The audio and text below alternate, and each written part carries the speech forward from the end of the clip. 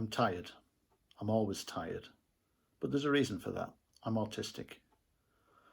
One of the reasons I'm tired all the time is because of a thing called autistic fatigue. And in this short video, I'm going to explain briefly what that is and how I experience it and some of the reasons and causes of my own fatigue. When I was a child at school, I had to do my best to fit in, to try and go unnoticed, to blend. And it's not easy when you're autistic. And you do it usually in the form of masking. And masking is a thing that you may have heard about in various vlogs, and you may have read about in blogs, particularly when they're talking about girls and how girls display their autism in a different way to boys.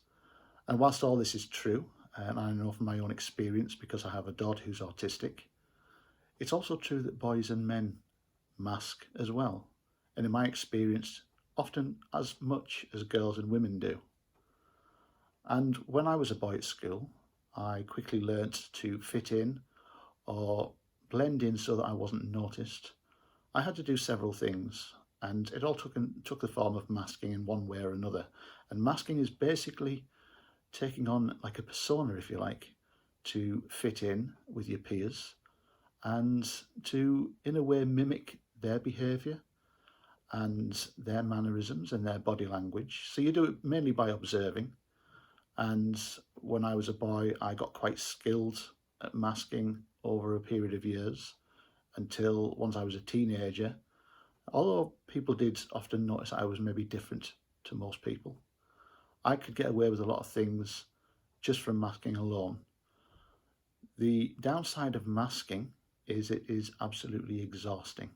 If you can imagine trying to be somebody that you're not and masking your true autistic self, it takes its toll very quickly. And I would mask at school, and I would learn from watching my peers how they reacted and said various things in certain situations. And I would take on different personas for different situations. And by the time I got home from school, I would be absolutely shattered. And it was draining, and I would often fall asleep. Usually after I'd had my evening meal, I would go to my bedroom.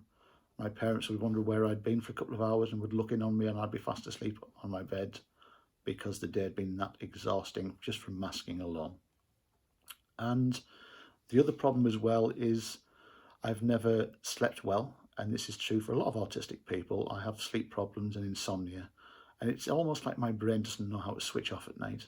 And this has been true for pretty much all of my life.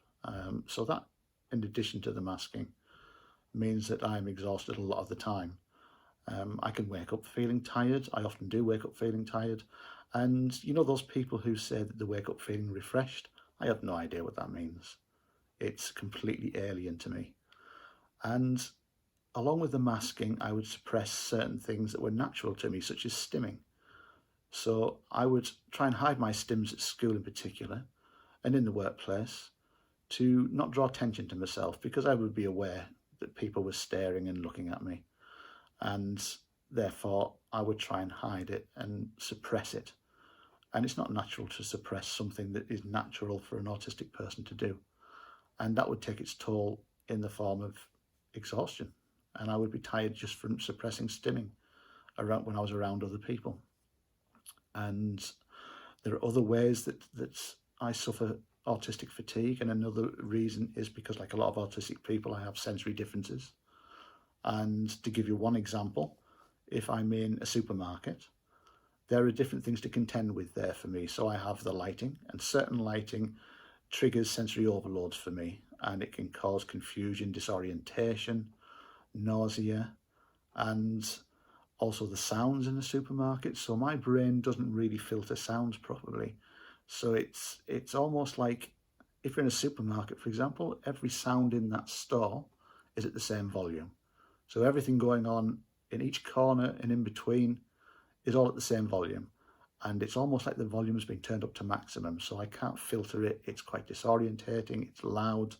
So that, coupled with the lighting, the amount of people around me, can also be extremely exhausting. So if I've had a day where I've been shopping, I can get home and just fall asleep more or less straight away. Ironically, I can't fall asleep well at night when I need to actually sleep. And again, the lack of sleep, in addition to the sensory problems, takes its toll as well. And also social fatigue. So a lot of social interaction doesn't come as naturally to me as it does to a lot of non-autistic people.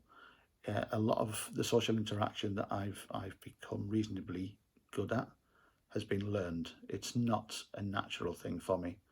And a lot of the time, if I'm having any social interaction with somebody, just a simple, normal conversation, I'm constantly thinking of what to say next, how to react, what their body language is telling me, what my body language should be telling them. So it involves a lot of concentrating, and it's exhausting as well. So hopefully that gives you a brief idea of what autistic fatigue is, gives you a brief idea, a very brief idea of what masking is and why that can cause autistic fatigue and why it can take its toll too. So yes, it's not just a thing for girls or for women, although it is a case that girls do tend to mask more than boys, but it's also not true that boys don't mask. They do. A lot of boys do, and a lot of men do, and certainly a lot of autistic adults, male autistic adults that I know, have either masked in the past or still mask to this day, particularly people who've been diagnosed like myself later in life, where you've had to go through life trying your hardest to fit in because you didn't really know who you were without that diagnosis. And some people find after the diagnosis that they don't have to mask quite as often. I'm still learning that, even though it's quite a few years now since my diagnosis.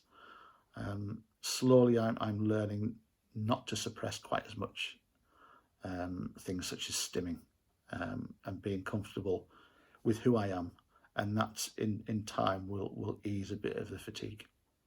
So that's a brief overview. There's a wealth of information out there if you want to find more out about it.